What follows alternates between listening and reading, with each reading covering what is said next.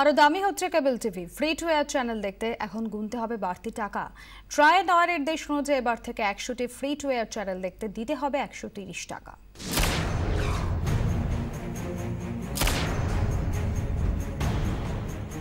গাড়ি চড়ার খরচ বাড়ছে, গোদের ওপর বিস্ফোরা বিনোদন খরচ। কেবল টিভি দেখতেও এবার ট্যাঙ্কের বাড়তি করে গুনতে হবে গ্রাহককে। বাড়ছে ফ্রি টু এয়ার চ্যানেল দেখার খরচ। এখন ফ্রি টু এয়ার 100টি চ্যানেলের খরচ 100 টাকা। এবার থেকে ফ্রি টু এয়ার 100টি চ্যানেলে কর ছাড়া খরচ পড়বে 130 টাকা। Telecom regulatory authority of India বা ট্রাইয়ের নির্দেশে 100টি ফ্রি টু এয়ার চ্যানেলের জন্য এর চেয়ে বেশি দাম নেওয়া যাবে না।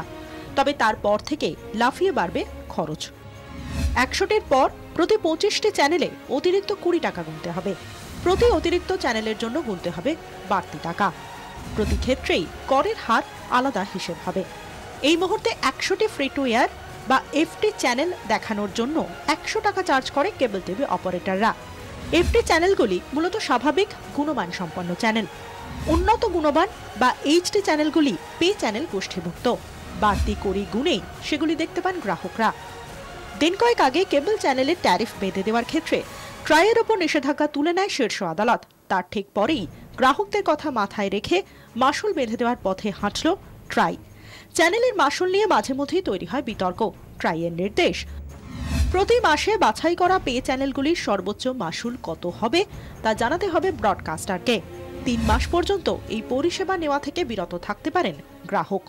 তো আমার হিসেবে চ্যানেলে কোনো দাম বাড়বে না, কাস্টমারের খরচা বাড়বে না, বরঞ্চ কাস্টমারের খরচা কমবে আগামী দিন। এই পুরো প্রসেস ট্রাই 150 দিন অ্যালাউ করেছে। ট্রাইকে বলেছে যে পুরো সিস্টেমটাকে অ্যালাউ করার জন্য ব্রডকাস্টার তাদের রেট অ্যানাউন্স করতে হবে। তাদের 2 মাসের ভিতর রেট অ্যানাউন্স করে দেওয়ার পরে এটাকে ইমপ্লিমেন্ট করতে হবে। ট্রাই কর্তাদের মত 4-5 মাসের মধ্যেই কার্যকর হবে নয়া এই নির্দেশ। তারপর অনেকটাই স্বচ্ছ হবে কেবল টিভি পরিষেবার মাসুল। ব্যুরো রিপোর্ট, 24 ঘন্টা।